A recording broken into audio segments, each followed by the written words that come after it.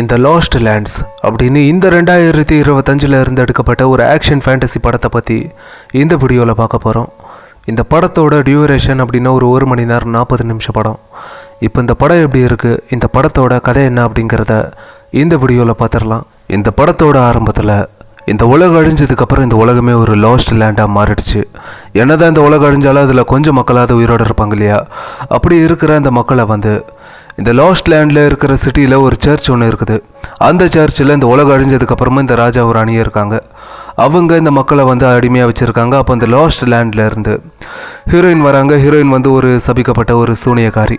அப்போ அவங்க அவங்கக்கிட்ட இந்த மாதிரி என்ன கேட்டாலும் அவங்க செஞ்சு கொடுப்பாங்க. ஆனால் பதிலுக்கு அவங்களுக்கு ஏதாவது கொடுக்கணும். அப்போ தான் அவங்க செய்வாங்க. அப்போ இந்த மாதிரி ஹீரோயின் வராங்க அப்படிங்கிற விஷயத்தை தெரிஞ்சுக்கிட்டு இந்த ராணி ஹீரோயினை பார்க்குறதுக்காக வராங்க. ஹீரோயின்கிட்ட இந்த மாதிரி நீ வந்த இடத்துல இருந்து நான் ஒரு விஷயம் கேள்விப்பட்டேன். இந்த மாதிரி பீஸ்ட் அப்படின்னு ஒருத்தர் இருக்கானமே, அவனோட பவர் எனக்கு வேணும், நீ தான் அதை கொண்டு என்கிட்ட கொடுக்கணும் அப்படின்னு இந்த ராணி ஹீரோயின்கிட்ட சொல்கிறாங்க. அதுக்கு ஹீரோயினுக்கு இந்த தங்கத்தை கொடுக்குறாங்க. ஹீரோயினும் அதை வாங்கிட்டு அந்த பீஸ்ட்டை கண்டுபிடிக்கிறதுக்காக போகிறாங்க. அந்த பீஸ்ட் எங்கே அப்படின்னா இந்த ஸ்கல் ரிவர் அப்படிங்கிற ஒரு இடத்துல இருக்கான். இப்போ ஹீரோயின் அந்த இடத்துக்கு தான் போகிறாங்க. அப்படி போகும்போது அங்கே ஒரு கவுபாயை பார்க்குறாங்க. அவரும் ரொம்ப நல்லாவே சண்டை போடுவார். இப்போ ஹீரோயின் அப்புறம் அந்த கவுபாய் இவங்க 2 பேருமே சேர்ந்து அந்த பீஸ்ட்டை கண்டுபிடிக்கிறதுக்காக போகிறாங்க. அப்படி போகும்போது அந்த இடத்துல பார்த்தீங்கன்னா ஒரு கேங் ஹீரோயினை கொல்றதுக்காக சுற்றிக்கிட்டு இருப்பாங்க. அவங்கக்கிட்ட இருந்து ஹீரோயினும் அந்த கவுபாயும் எப்படி தப்பிச்சாங்க, கடைசியாக அந்த பீஸ்ட்டை கண்டுபிடிச்சாங்களா இல்லையா, இதில் அந்த கவுபாய் உண்மையிலே யார் எதுக்காக ஹீரோயின் கூடவே இருக்கான் அப்படிங்கிற இதெல்லாம் தான் இந்த படத்தோட கதை. இப்போது இந்த படம் எப்படி இருக்குது அப்படின்னா, ஃபர்ஸ்ட் ஹாஃபாக இருக்கட்டும் செகண்ட் ஹாஃபாக இருக்கட்டும் இந்த படத்தில் எந்த ஒரு இடத்துலையும் போர் அடிக்குது அப்படிங்கிற மாதிரி ஃபீல் ஆகாது.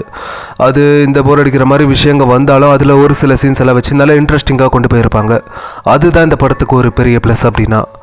ரெண்டாவது விஷயம் அப்படின்னா, ஹீரோயினுக்கு இந்த சூப்பர் பவர் இருக்குது அப்படிங்கிற மாதிரி காமிச்சிருப்பாங்க. அது எந்த மாதிரியான பவர் அப்படின்னா, இப்போ ஹீரோயினை யாராவது கொலை பண்ண வராங்க அப்படின்னா அவங்களோட கண்ணை ஹீரோயின் பார்த்தாலே போதும். அவங்க ஹீரோயின் என்ன நினைக்கிறாங்களோ என்ன சொல்கிறாங்களோ அதை எல்லாத்தையுமே அவங்க செய்வாங்க. இப்போ கொலை பண்ண வராங்களா, அவங்கள பொறுத்த வரைக்கும் இப்போ நம்ம ஹீரோயினை தான் கொலை பண்ணுறோம் அப்படின்னு நினச்சி கொலை பண்ணுவாங்க. ஆனால் அவங்க கூட ஆளுங்களே கொலை பண்ணுவாங்க. அப்புறம் அவங்களே குத்திக்கிட்டு செத்துருவாங்க. இந்த மாதிரி விஷயங்களை ஹீரோயின் அவங்களோட கண்ணை யூஸ் பண்ண முடியும். மூணாவது விஷயம் அப்படின்னா, இந்த மாதிரி இந்த சூப்பர் பவர் இருக்குது அப்படிங்கிறதெல்லாம் ஒரு பெரிய ப்ளஸ் அப்படின்னு சொல்லலாம். அந்த சூப்பர் பவரை யூஸ் பண்ணியிருக்காங்க. இந்த ஒரு நரக பேய் மாதிரி ஏதோ ஒன்று வரும், அதோட மனசை மாற்றுவாங்க. அப்புறம் இந்த பீஸ்ட்டு அதுக்கிட்ட சண்டை போடும்போது யூஸ் பண்ணுவாங்க. இதெல்லாமே இந்த படத்துக்கு ஒரு பெரிய ப்ளஸ்ஸாக இருந்தாலும் இந்த படத்தை கொஞ்சம் ஃப்ளாட்டாக கொண்டு போயிருப்பாங்க. அதாவது நிறைய ஆக்ஷன் சீக்வன்ஸை வச்சு இந்த சூப்பர் பவரை யூஸ் பண்ணுற மாதிரி காமிச்சிருந்தாங்க அப்படின்னா அது பார்க்குறதுக்கு உண்மையிலே நல்லா சுவாரஸ்யமாக இருந்திருக்கும் அப்படின்னு தான் சொல்லுவேன். ஆக்ஷன் சீக்வன்ஸ் அப்படின்னா இந்த படத்தில் எல்லா ஆக்ஷன் சீக்வன்ஸும் நல்லா இருக்குது. அதில் எனக்கு பிடிச்ச சீன் அப்படின்னா இந்த கேபிள் ஸ்கூல் பஸ் அப்படின்னு தான் சொல்லுவேன். அதாவது ஒரு இடத்துல இருந்து இன்னொரு இடத்துக்கு போகிற மாதிரி ஒரு கேபிள் பஸ் ஒன்று இருக்கும். அதில் ஒரு சண்டை சீன் ஒன்று வச்சுருப்பாங்க. அது பார்க்குறதுக்கு உண்மையிலே செமையாக இருந்துச்சு. பர்ஃபார்மன்ஸ் அப்படின்னா ஹீரோயினாக இருக்கட்டும், அப்புறம் அந்த கவுபாய் இவங்க எல்லாருமே ஒரு நல்ல பர்ஃபார்மன்ஸை கொடுத்துருக்காங்க. சினிமாட்டோகிராஃபியாக இருக்கட்டும், சவுண்ட் எஃபெக்ட்ஸ், அப்புறம் இந்த விஎஃப்எக்ஸ், சிஜி ஒர்க் இதெல்லாமே இந்த படத்தில் ரொம்ப நல்லாவே பண்ணியிருக்காங்க. மொத்தத்தில் இந்த படத்தை பார்க்கலாமா வேணாவா அப்படின்னா, ஃபேமிலியோடு இந்த படத்தை பார்க்கலாமா அப்படின்னு கேட்டிங்கன்னா ஃபேமிலியோடு இந்த படத்தை பார்க்கலாம். ஆனால் ஒரு 5 செகண்ட் 10 செகண்டுக்கு ஒரு சீன் ஒன்று வரும். அதை மட்டும் நீங்கள் ஸ்கிப் பண்ணிட்டீங்க அப்படின்னா இந்த படத்தை கண்டிப்பாக ஃபேமிலியோட ஒரு வாட்டி பார்க்கலாம்.